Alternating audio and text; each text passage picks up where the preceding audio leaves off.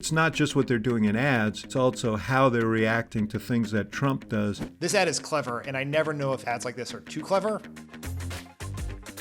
Welcome to another episode of Campaign Experts React, where we break down 2020 ads and political media, explain what the people behind them are trying to accomplish, and decide whether or not they did a good job. I'm Dan Pfeiffer, former communications director for Barack Obama, and joining me today is David Axelrod, former senior advisor to Barack Obama and host of the podcast, Hacks on Tap. Always good to see you, brother. You're a bona fide campaign expert, so I'm glad to hang with you. I try to view it as ironic, but Elijah and Yale, our producers, insist we use it because it's good for YouTube SEO. Before we get into these ads, I wanted to ask you, as someone who had a very long, very successful career as a political ad maker, do you think in the age of social media and the internet that political ads are as important as they were when you were making ads back in 2008 and before?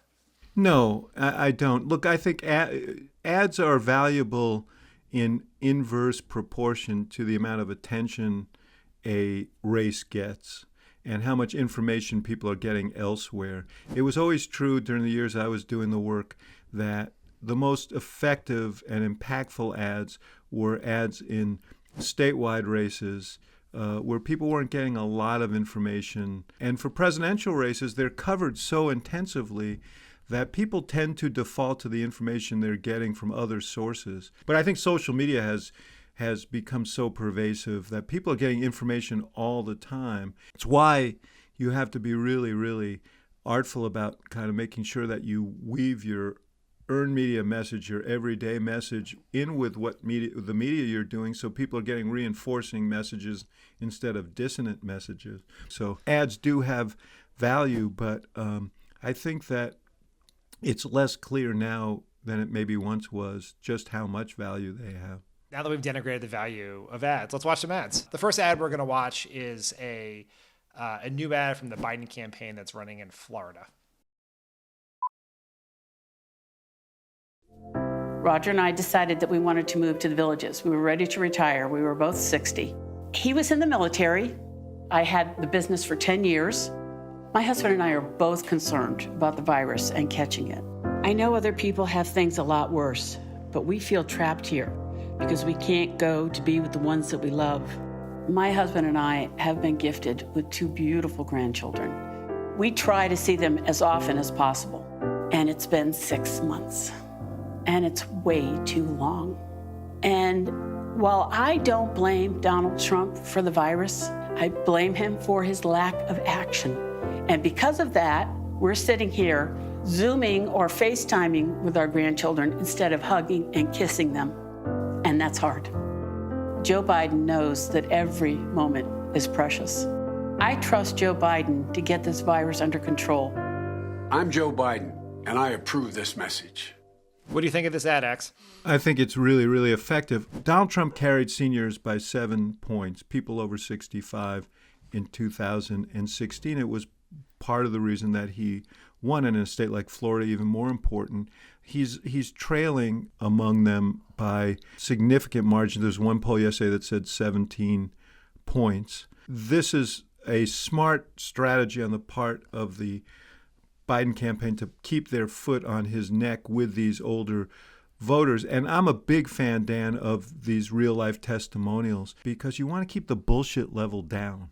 There isn't an older person in this country who has grandchildren who can't relate to to the testimonial there. It's very authentic. When real people speak in real-life terms, in language that you would use about the experience you're having, I think it's very, very effective. And I thought one of the nuances that was very effective was, I don't blame Donald Trump for the virus, but I blame him for lack of action. This was a really solid ad that reinforces the thing that people are thinking about every day. So this is one where the ad is not dissonant with what they're getting on the air or what they're experiencing. It reinforces it. One of the things that I found interesting was when Trump came out with his phony executive orders on Saturday, the Biden people jumped all over the holiday on the payroll tax cut by saying it would be an assault on the funding of Social Security. And that told me that they are focused like a laser on this older vote. So that it's not just what they're doing in ads, but it's also how they're reacting to things that Trump does to continue to put pressure on him. And that's what good campaigns do. It's pretty bold for a Democrat to be doubling down on seniors. I think it's very smart of the Biden campaign to do that. That is why Florida is a toss-up state, or even lean Democrat in some of these ratings right now. And the language you say about "I don't blame Donald Trump for the virus," you know that is directly from very good qualitative focus group research where they have tested a bunch of things, and that there's a line you can cross that is too far. Speaking of dissonant ads, the next ad we're going to watch is an anti-Biden spot from the Trump campaign. Joe Biden has embraced the policies of the radical left. Trillions in new taxes, crushing middle-class families. If you elect me, your taxes are going to be raised, not cut. Amnesty for 11 million illegal immigrants. Citizenship for 11 million undocumented folks. Reducing police funding. Yes, absolutely. The radical left has taken over Joe Biden and the Democratic Party. Don't let them take over America. I'm Donald J. Trump, and I approve this message. As you know, Ax, the Trump campaign pulled down all their ads, presumably did a whole bunch of research to reset their strategy for the late summer and fall. This is part of that flight of ads. What do you think of it? Yeah, they pulled the whole deal into dry dock and worked on it, and they've set sail again. You may remember this, but in 2012, we took money from the budget that was designated for post-Labor Day, and we backed it up to May. Yeah. And we had a very aggressive media campaign in May. It was largely to define Governor Romney before he could define himself. And, our goal was to do that before the conventions, because we thought that that was a fertile time to reach people and give them information they didn't have. And, Trump desperately needs to define Biden because he can't win a referendum on himself.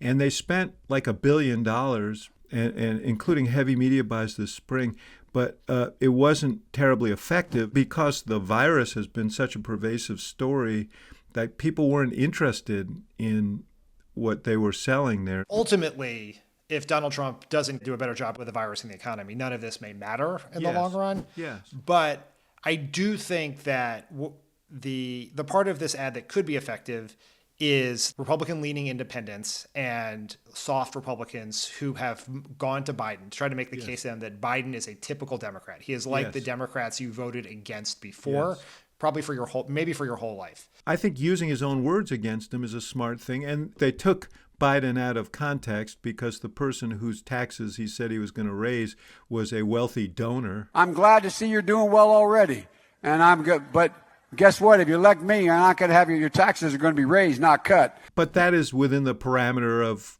we've seen this in political advertising for time immemorial. And these are more traditional Republican targets, right? Taxes is an age-old debate between Republicans and Democrats. Immigration is a big Trump issue. So I think in concept, this is a sharper strategy than the crazy sort of Texas Chainsaw Massacre spots they had going, basically vote for Joe Biden and you're going to die, which is what their last round of ads were. You won't be safe in Joe Biden's America. I think this is overdone in production. In concept, I think this is where their campaign is going, and it's going to narrow the campaign. I don't think it solves Trump's problem, but it's much more plausible to say Joe Biden's going to raise your taxes than it is to say that he's going to let you get raped and pillaged. The problem, I think, with the ad, as you point out, is it's overdone. I don't think you can convince a lot of voters that Joe Biden is part of the radical left. Yeah, look, one of the problems for Trump, and the reason that he bought an impeachment trying to stop Joe Biden from becoming the Democratic nominee, is that Joe Biden is culturally inconvenient.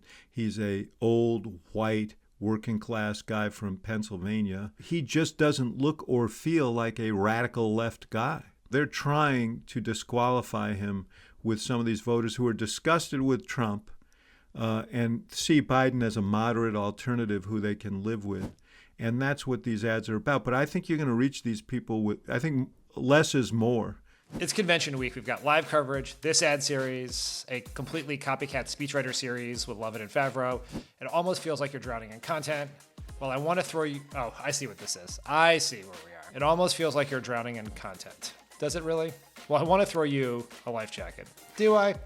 Subscribe to the Crooked Media YouTube channel. It'll help you stay afloat and navigate treacherous content waters. This proves that Elijah and Yael have no past and potentially no future as political speechwriters. Smash that subscribe button and welcome aboard this ridiculous ship. The next ad we're going to watch is from Roy Cooper, the Democratic governor of North Carolina. I'm going to take a pause here and encourage everyone to adopt North Carolina. If you want to get involved in swing states, including and especially North Carolina, go to votesaveamerica.com for more information. Please wear a mask. If you do go out to a gathering or in public, please wear a face covering.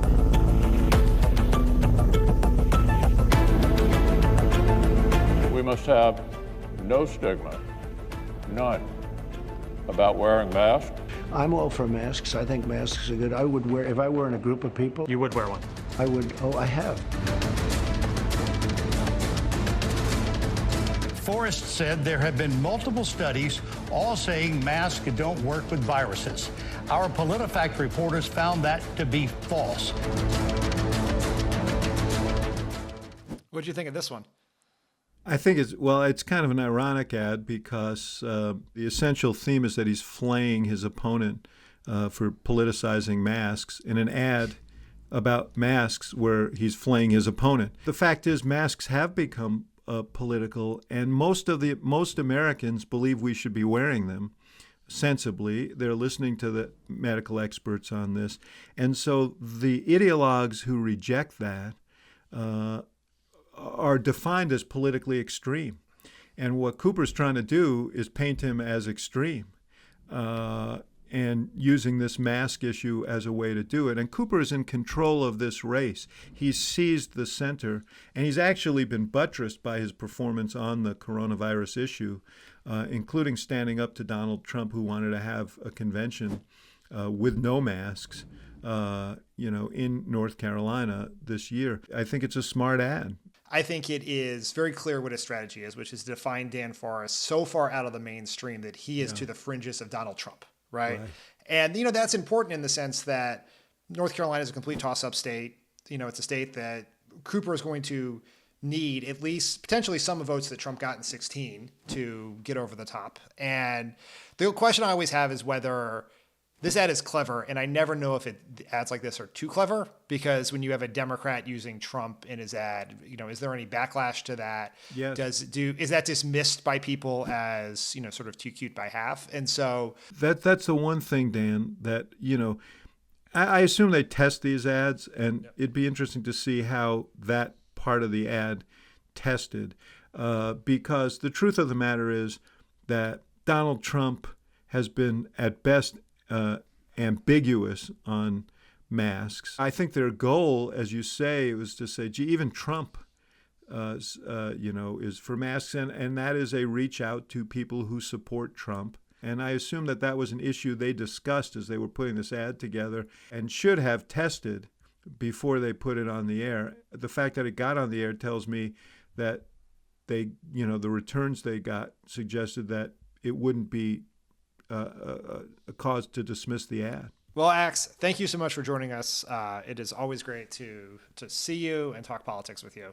I love being with you, and I love looking at ads, so I was happy to get the invitation. It's hard for us because we work at a podcast company that does political podcasts, and the favorite political podcast of all the people who work there is Hacks on Tap. So it's thank you so much. You guys are doing great work, and you're performing a great public service by really emphasizing the need to vote. That includes encouraging people to do it early. Given all the problems and all the subterfuge at the post office, you want to make sure that your ballots get there on time.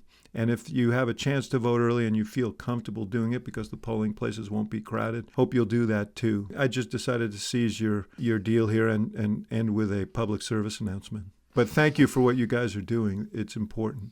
All right, buddy. Thank you. Okay. Good to see you. Thanks for watching these ads and videos with us. If you have anything you'd like us to break down next time, let us know in the comments.